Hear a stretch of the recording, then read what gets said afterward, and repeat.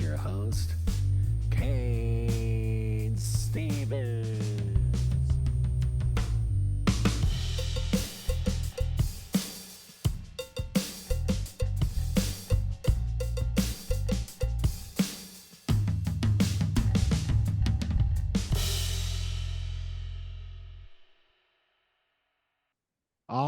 All right, everybody. Welcome back to the show. This is the Cain Stevens Super Show, and I am your super host once again, Cain Stevens. And we have another usually I say it right, but I blew it this time. Supercalifragilisticexpialidocious guest. There we are. And she has a name that I'm gonna swear I'm not gonna butcher here because it's actually pretty easy when you do it. But I just want to say what she is for one. I mean, she basically what happened is all you guests out there who've listened to Dean, the military medium, our favorite, America's favorite medium out there. He brought this person to my attention and said, you know what? She would be great on your show. I'd love to see you bring her on. I'm delivering it to you guys. We've been talking to mediums of all different types because it's fascinating to me. And we have another one here. So with that being said, let's give her a round of applause for Lindsay Goldade. I said it right, didn't I? Yeah, you did. Yeah, you did. Yeah, thanks for that. It's easy. It's like the GoDaddy site, like you can just kind of like remember it that way. So I didn't even need a prompt from you or That is correct. Yeah, we get that a lot. you're in North Dakota, correct? Yes, I am. I am in central North Dakota. Yes. How are you liking the weather, man? It's been pretty mild. I mean, honestly, it's really strange, isn't it? Oh, yeah. It's hard to believe that it's actually winter, to be honest with you. I mean, we did get some snow yesterday. I think we got 2 inches, but it was the most beautiful snowfall ever. Like you would have thought that should have been a Christmas Day snowfall. Yeah. Like it was nice, thick flakes, and it just came down so beautiful. I mean, it pretty much all melted now, but this weather is just been crazy to say the least. Aren't you guys usually like 4 feet of snow, negative temperatures? I mean, you guys are in an area that, no offense to you, but I would not survive. Like if like we had like an ice age or something, it's over for me. Like the day it happens, I might as well just check in and say, well, it's been a good time, everybody. It's over. Yeah. No, you are exactly right. And we did have a pretty good ice storm here. I want to say like right around Christmas there, like right before Christmas, and we had like 3 inches of ice. Like you couldn't even walk. Like it was an ice storm and a half. Like if you were an ice fisher, you could probably see the minnows through the gravel. That's how thick it was. Yeah, I mean, are you guys so acclimated to the temperatures that it's not even a big deal? Like for me, when I tell people, like when I know people from California and different things, I'll wear shorts if it's like 40 degrees, or really even 30 degrees or above, to be honest. And they're like, that's crazy, like that's completely. I'm like, it's a Midwest thing. What is it for you guys? Is it like -5 and above? You guys are in shorts and a t-shirt, or what? Well, I think that depends on the person, but if you ask my kids, yeah, like they went like they don't have no gloves, no hats anymore. They're tennis shoes and out the door they go like yeah, but I still dress up at -5 below. So Probably a good but yeah, like the 40 degrees, yeah, it's tank tops and shorts. You go around and people are idea. it's they're looking for something warm. So yes. Northerners are tough people, man. Like I need to be like so far south. Like I should be like one of those like, dark people, like seriously, I should be like way below the equator. That's where I belong. And that works for people. I don't do well with heat. I don't it's too much for me. I'm like 75 is too hot for Lindsay, so we're good. Like Neither does put my me in the air conditioner and call it good. I my wife is and I'm not saying you are, I'm saying, but my wife is like a extremely pale, like a redhead and everything. And she absolutely doesn't take the temperatures. Like her face gets like as beet red as my hat, you know, when, when she's like in 75 degrees or above. And I'm like, are you for real? Like beautiful out. So, but let's get down to business here. So I talked to Dean a little bit, and I've looked over your bio. We haven't had a chance to talk, which is good because I kind of like to keep it more organic on the show, right? Yes. Have like the whole conversation before, then you're just wasting it. So you're a medium. It says here. It says that you're also you also do animal communication, and that's interesting to me because I have a couple animals that I love a lot. So I hope that you're willing to talk about that type of thing. But let's talk about the mediumship, for example. When did you find out in your life or start kind of feeling things like maybe there's something more to life? Like maybe I can kind of I have a gift and I can see this sort of thing. When did that kind of open up for you? Well, it was actually kind of crazy because, growing up, I always seen things. I would visualize things, see different lights. And, when you're little, you really don't know exactly what it is. And then it's not until I recently got older and started realizing more of exactly what it is. I'm like, when you're 12 and 13, you know, you're like, yeah, okay, sure, whatever. It just kind of, you're not going to be that person, let's just say that. And then I had kids and stuff like that, and I just kind of said, all right, where are we going to go? And then when COVID hit is when it started really coming back to me, like, you need to get out there, you need to start doing this. You have a gift, you have a talent, you are made to be a healer.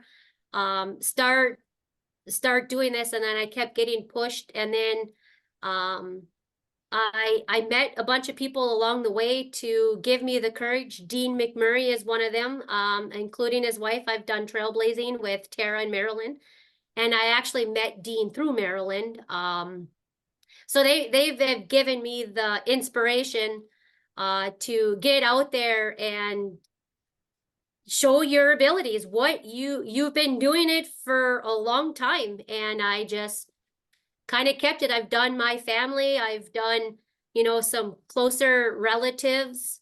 And that's about it. Like, I've just kept it in house all these years, and the spirits have definitely saying, it's time, Lindsay. It's definitely time. You need to come out. People are needing your abilities. They are wanting and needing. The world is, since COVID has shifted in a lot of different directions.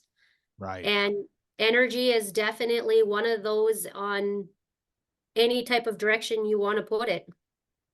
Well, was your childhood kind of strange? Like, what, childhoods are strange in general, right?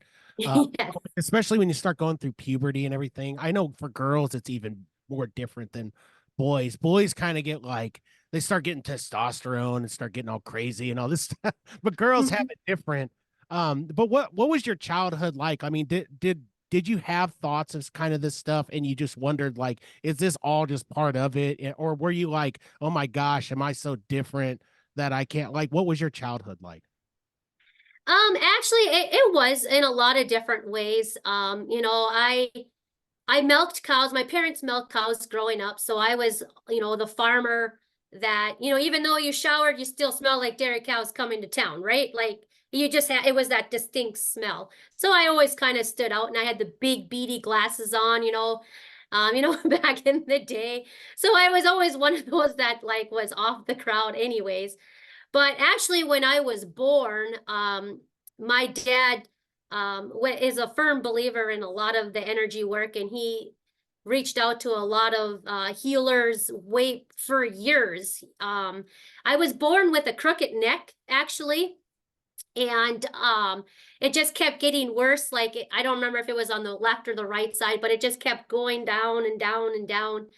And the doctors wanted me to put me and drill holes in my head and put me in this huge brace and like straighten it out and do all this thing. And then my dad is like, there are natural healers out there. We're going to take her to here. And my mom was in tears, like, oh my God, what are we going to do? Et cetera, et cetera. And they told me that story all through growing up, like, there, because I would talk to my dad and be like, oh, I seen so and so today, or and he'd be like, and he was always encouraged, like, oh, that's great. What did they say? Like, he would never, both of my parents would never like say, what is this? Like, like some parents would be like, no, I don't even want to hear it. But just listen to them, encourage them. And that was a lot of it actually. And then as I went into college, I just kind of pushed it off to the side and been like, yeah, I see it. And I never said anything. And I just rolled with it. Um, and then after, then when I had my firstborn child, we lived in an old farmhouse. And there was many times that, and I know to this day that she sees stuff. She talks to stuff. She sees it too because she would be upstairs and she'd be like, oh yeah, I was playing with that baby today. Oh, there's a baby up there. Oh yes, that's a baby boy. And she would, and I know it, like you could hear things in the house, like, and I just rolled with it. And I mean, she's like at that stage, she's 13 now, and she knows what I do. At all three of my kids do. And there are people at the school like, your mom does this. And she's like, oh yeah. Like she's a lot more open about it than what I was when I was at that age.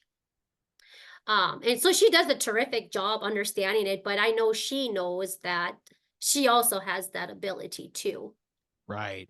Well, did you guys grow up in a religious home? I like to ask mediums this because not to attack anybody, but there's really a let me before you answer that, let me tell you why.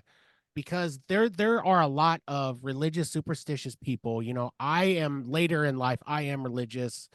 But I don't, I know that I'm supposed to be, helping people in certain ways, but I do it by kindness. I do it by, different things, just being good to people.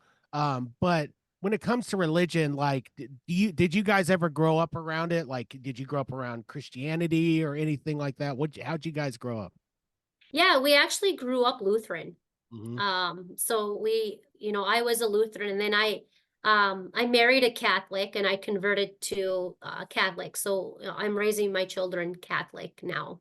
And that's and I bring it up for this reason. Okay. So it's something that I toil with all the time, which is and there's certain passages in the Bible, right, that say Yes. that you shouldn't speak to the dead, or you can't speak, you know what I mean, like you can't speak Mhm. to them. But I'm talking to people like you, and I believe you guys. Like I've talked to so many mediums lately, and I'm like, there really is something to this. Like I know the religious superstitious has told me that they're talking to the devil, and they're talking to the demonic and all that stuff. And I know this is kind of heavy to lay on you, but I mean, this used to be a paranormal show, and it kind of has a lot of tinges of it. What do you think?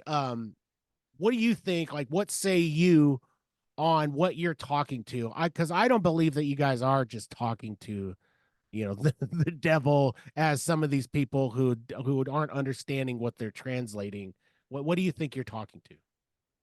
Well, definitely spirits. Like, I mean, you got the angel side of it, because you got, Jesus, God, and then the angels, and then the spirit side. And you are right. I actually just had a conversation last week with a gal, and I specifically asked her, what do you think about mediums? And she flat out looked at me right in my eye, and she's like, I have no respect for them. They're speaking to the devil.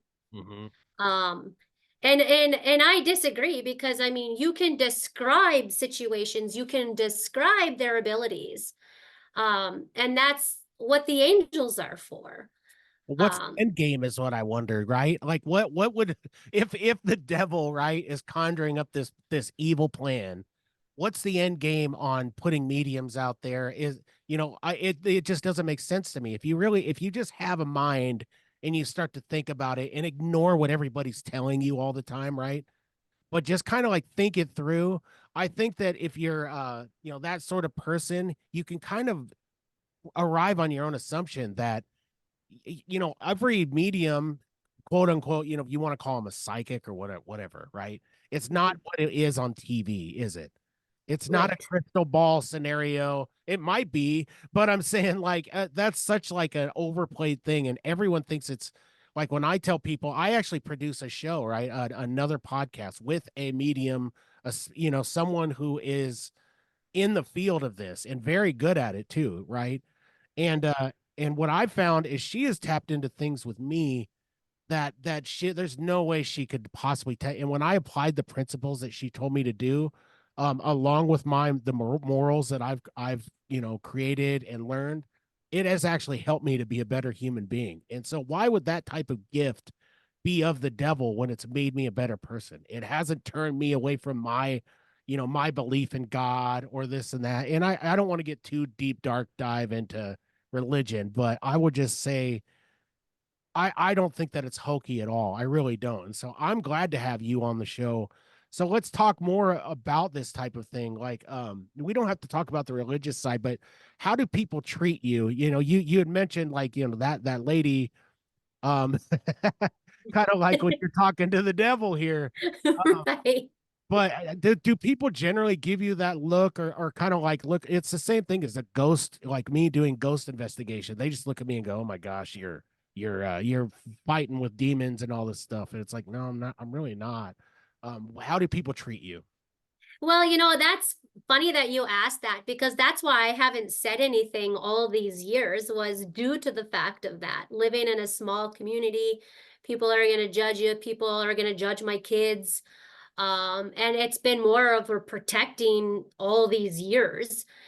And now that I've been coming out and talking more about it and going to the I've been going to the Crystal Rock shop in Fargo and doing some stuff there and within here I was surprised at the knowledge that people are seeking even in a rural community that they're actually asking the questions like they thought they were the ones that were the weird ones and have been wanting to seek advice but didn't know how to go about doing it or and they want questions answered as well.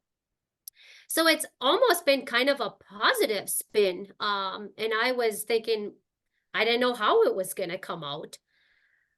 So I think more people are wanting advice and information than a guy thinks they do. Yeah, I think we're all just kind of collectively, aren't we all just kind of trying to figure out what life is, right? Like, why the heck Correct. are we here on this big rock here? You know, like why are we spinning through the universe and doing? Right. We all just kind of want answers, and you guys kind of provide that. You guys kind of bring some things to the light, like so. You talked about in your bio, it talks about animal communication, for example. I know a lot of people think that animals are just soulless, basically meat salads. You know what I mean? They're here for us to eat, and that's it. And that's ridiculous because when you know my dogs are like the kindest creatures, and they're literally here. You know, they're here to catch our tears. They're here to love us and everything. And it's not just dogs, but just animals in general. Can you tell the audience? Um, can you tell them more about the animal communication thing, that animals really are energy and souls as well? Absolutely. And it's kind of, Mother nature itself. Like you go way back to the day, I mean, without Google and phones and everything that we have now, people were tied into their intuition based on the land. You know, Animals talk to each other based on their intuitive channels. They touch each other, they feel each other, they watch each other. And each animal, I mean, I bet you if your dog they communicate with you too. They'll bring you a leash. Well, without even thinking about it, you're like, oh, you want to go for a walk? Absolutely. So it's just more about being observant and feeling and watching them and how they interact. Like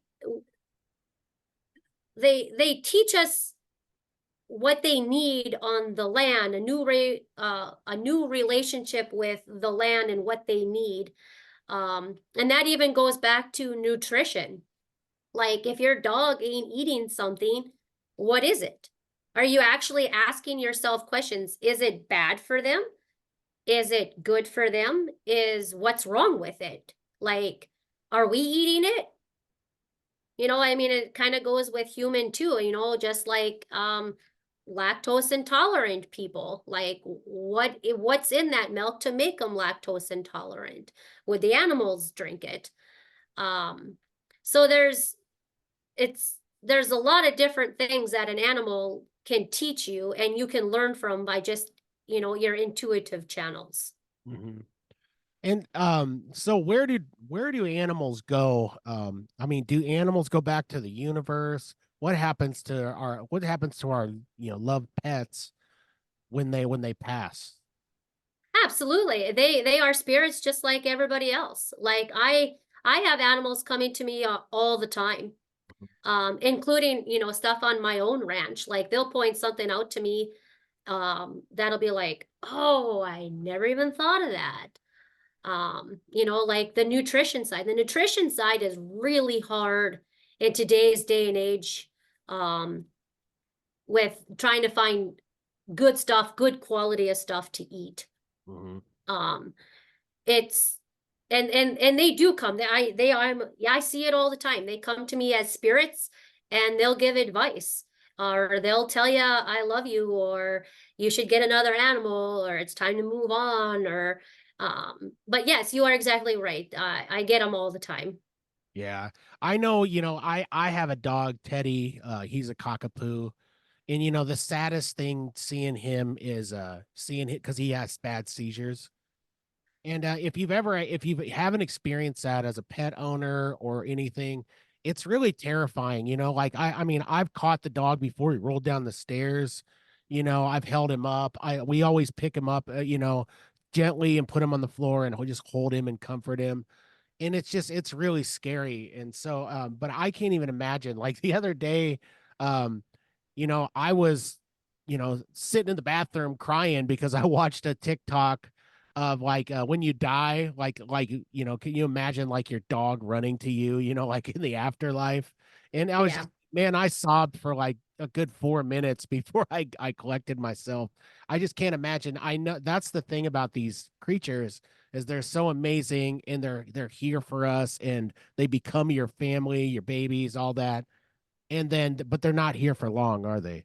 So Right. they deserve a better life. Like I can't imagine like people who hurt children and dogs and their pets and they continually hurt them. I can't imagine what type of person that would be to do something It, like that. Can you, I there mean, like, do you ever tap into here's an off the wall question. Do you ever tap into people or like you're in a public place and you can just kind of feel um like an evil aura to some of these people? Like are some people just truly bad? Absolutely. I mean, I can read a room pretty good. Like I think a lot of people they don't even realize they can read a room. Like sometimes you can walk into a room and it's like, "Ooh, who's having a bad day today?" or anything like that. Do I specifically tap into their boundaries? No, I don't. Yeah. Until I get permission, I don't do that. I don't want people tapping into my boundaries. So I definitely have a boundary, but you can read a room without tapping into boundary issues. Right. Like it's no different than if you go to work one day and you are having a horrible day and you come out and everyone's telling you good morning and you're like whatever. What is that set of preference for? Like the whole everybody in that entire room is now upset or disturbed or on edge for the rest of the day because that one person is totally off their rocker for the day. Well, it's definitely rampant in like construction, like I had a career before I had heart issues where I was an electrician for 20 years and man, like some of these crabby old guys, they would come in and just like I was always like let's work, like I was always like trying to pump everybody up, make them laugh, do all this stuff. I could be intense too, but man, there was always someone who was like their energy was just crappy all day long, and they would Yep, bring down the whole group. And then they you do. got like pissed off and start blowing your lid at them, and like then it was even worse. Like when I was a boss, because then I have to deal with all these personalities, and I just wanted to work all day. And then you start like people start to hate you because you're the boss. Everyone thinks they can do a better job. But I Yeah, can only imagine if I had like the skills that you have, where maybe I could like tap into their feelings or something, or figure if they gave me permission, of course, but like right. figure out why they're so Why are you so angry? Why are you so ticked? Are you just hungover from the night before? But you know, it's interesting what you say about not tapping into people without permission, and that's key. You know, I talked to another medium a while back, out of she's out of the New York, New Jersey area, and she was telling me it's not like the Teresa Caputo thing where you just walk up. You should never walk up to a stranger, right, and go, I just got to tell you, I see this in your forecast. You're gonna die of a car crash in a week. Right, That's like a drive-by psychic reading. It's not right. It's right, like basically like taking out a gun. It's not, but you get what I mean, right? It's a correct. lie. Yep. So you don't do that, right? That these are No, the principles that you've been taught, and you have yes, morals and all that. You don't do any of that. correct. Yep. Until I talk to them individual and they give me permission to work on them, Mhm. then I will do X, Y, Z.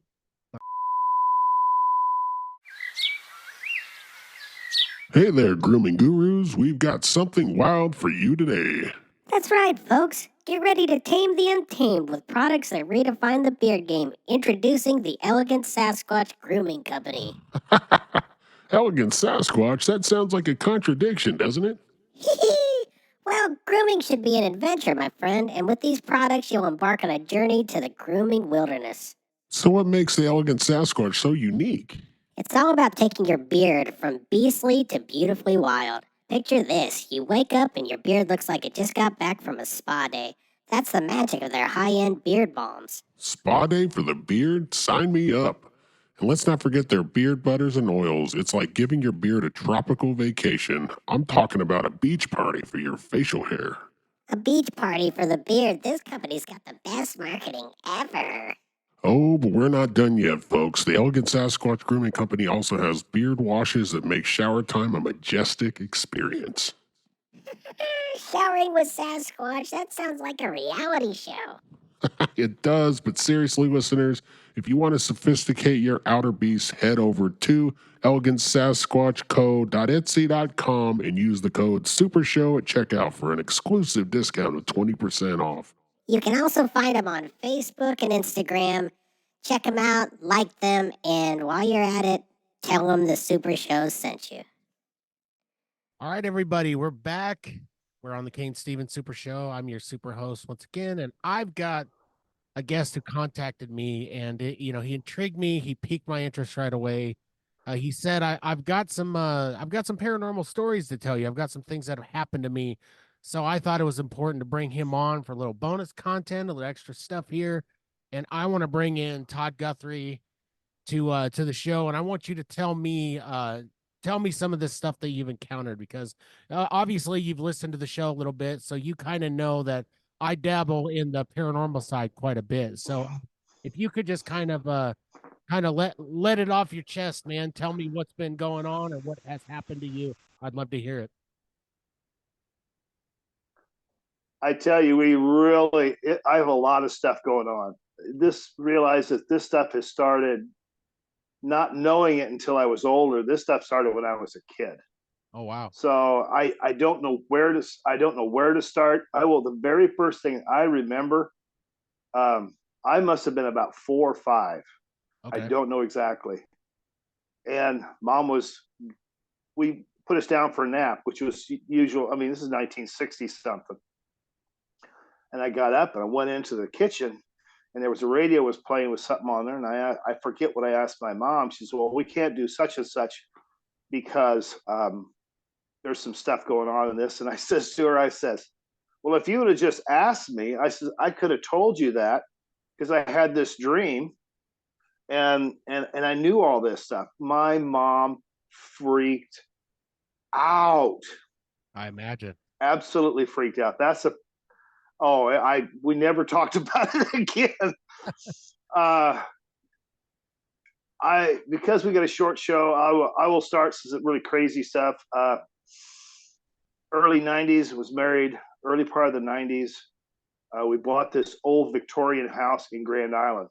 It was Mhm. on Cleburne Street, built in 1900. Love the house. It's so much. It's just so cool. And it was just a big old house, great for raising kids and stuff. I woke up about 2 or 3 o'clock in the morning. I don't remember. And here beside the beds on my side are two orbs a little bit bigger than a softball, Okay. just sitting there, in the middle of air, literally in the middle of the air. Yeah. And I looked at them. Well, it wouldn't bother me or anything because the stuff has gone on in my life. You kind of get to the point where you know if it's okay or not okay. You Right. know, they started moving to the left to the end of the bed and disappeared. Wow. I thought that was crazy. Last year, I went to a friend of mine that I was working with, went and she had told me a number of stories about her house. There was stuff going on, and there is stuff going on there. There was a small investigation done, and there's a lot of shit going on in the house. I mean, knocking, walking upstairs, all this classic stuff that you hear on the internet. Right. And she said, well, we'll come down we're going to have an early Christmas. Come on down. Cause I wasn't doing anything. I said, okay. So I went down there, and I get feelings of stuff, you know, you walk into her house, you walk into a room, and you kind of get this gut feeling. Well, this house had some kind of a layering system to it, of which I've yet to figure out. Mm-hmm. So stayed there. We had Christmas. I stayed a little while longer. We had a drink and talked about a bunch of stuff, work and this and that. Went home, and 2 days later, I woke up in the middle of the night with somebody putting a hand on my shoulder. I thought, well, I was about ready to get up and punch my roommate at the time. Right. Nothing. Nobody there. It was like, yeah, that's some of the crazier stuff. So you're saying that a lot of this stuff has happened to you throughout your life, from when you were young, you know, like you were saying, all the way throughout. Would you say that it has happened in about every place that you've been, like maybe something's following you around or attached to you? That's a really good question. I don't know. The place I'm at right now, there hasn't been anything that I'm aware of. Right. Off the top of my, at least that I've perceived. But it seemed like just about any other place there's been, yeah, it's like something following you around. My personal viewpoint is obviously I'm not a scientist, or any kind of paranormal investigator. My viewpoint is there are certain people who are in tune with whatever frequency that is.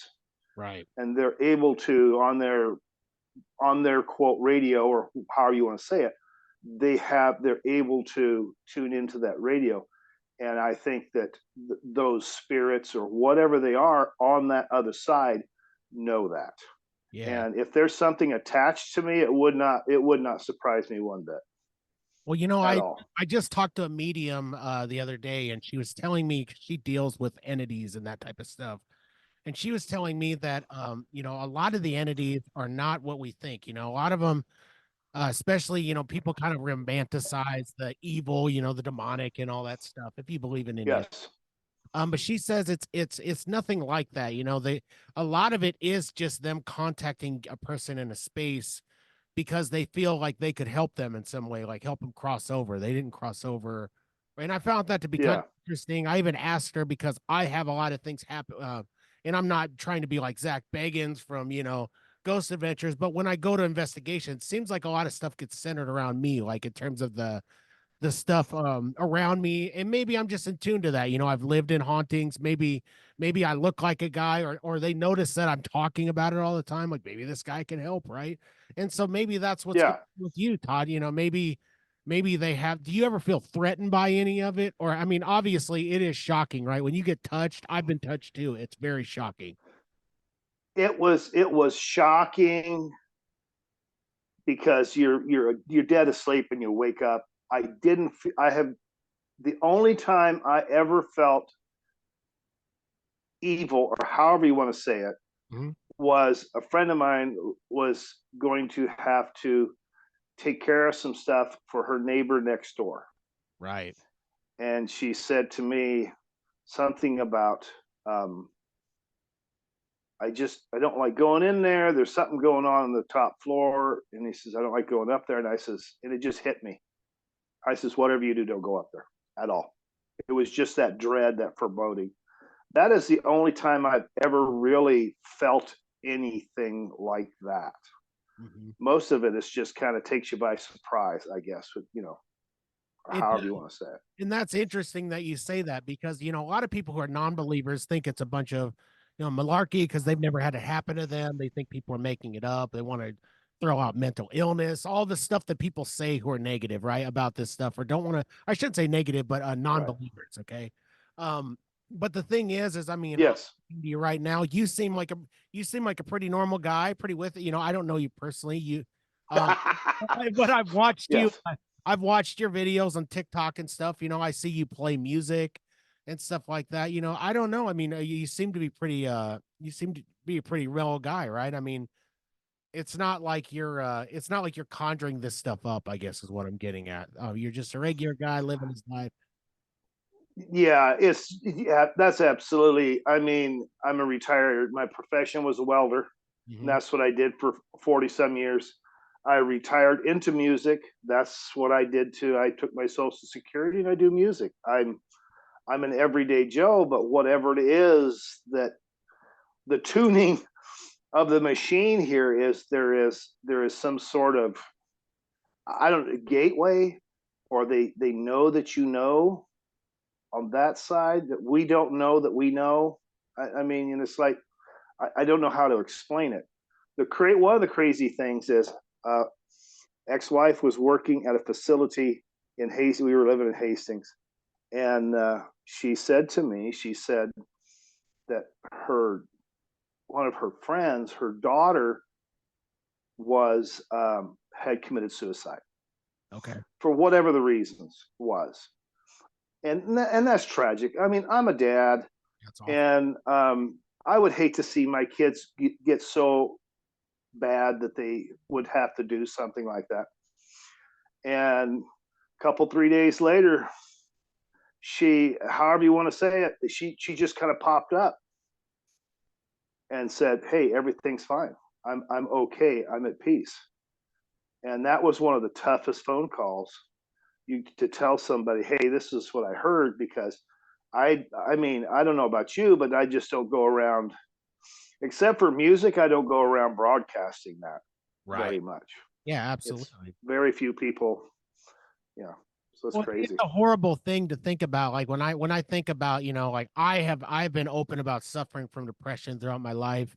And you know, I've Hmm. even been so upset in my life that, you know, I had contemplated suicide and stuff. But what pushed me over the edge was, well, some of it was my religious upbringing, you know, not like being super, Yes.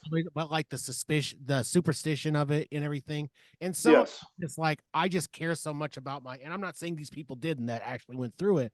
I'm saying I just cared so much about my family members and the people that would have to deal with that sort of grief that I would never put that on them. You know what I Yes. mean? And so I can only imagine the people that actually do it, like the souls that go through that, the torment that they would have to go through. Like I've been on an investigation recently where there's supposedly a person had hung themselves in the garage, and we you know, with you know what an Oh SOS wow. is.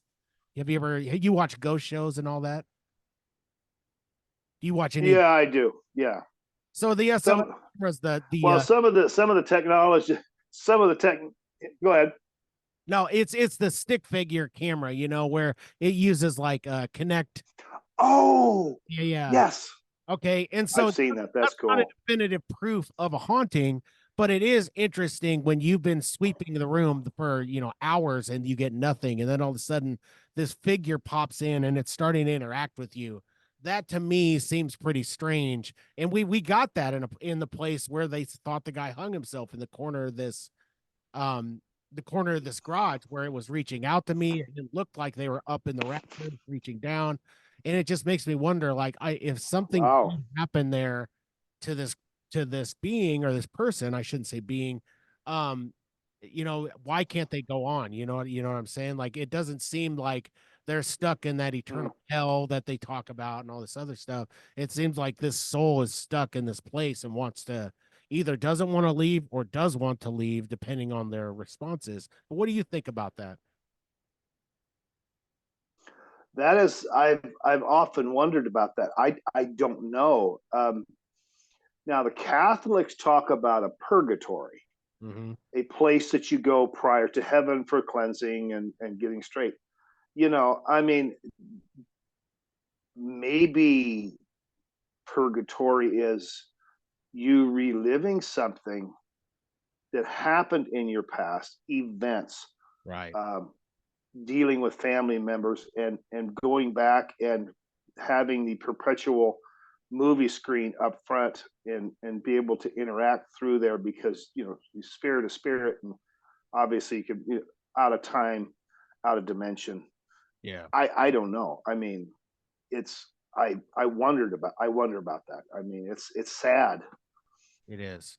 Well, in the ghost realm is so I fascinating, right? Because it's like there's something happening. Like I just refuse to believe that everybody, including yourself, are full of it, including myself and what I know I physically felt and have seen, and the people I've talked to.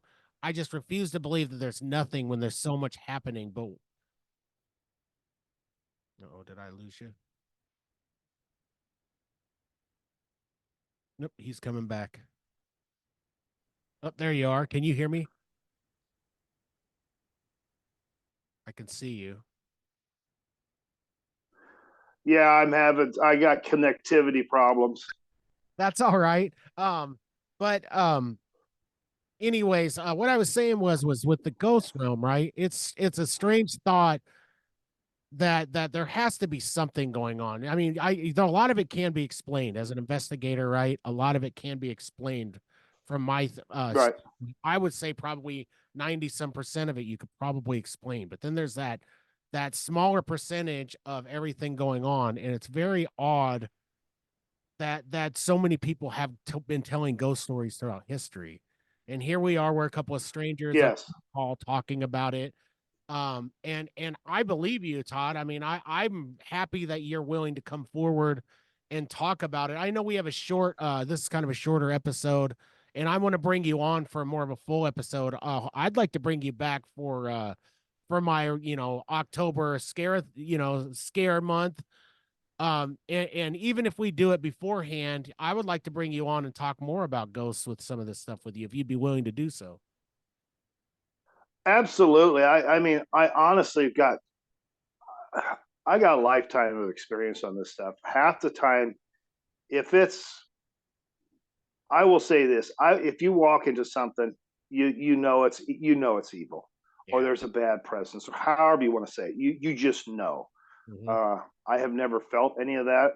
I mean, going into certain houses, you go into certain houses, you go, damn, no, I ain't renting this place. Yeah. You know, and there's just a lot of stuff. There's a whole bunch of stuff to talk about. There is. Well, I really do So yeah, I'd be love it.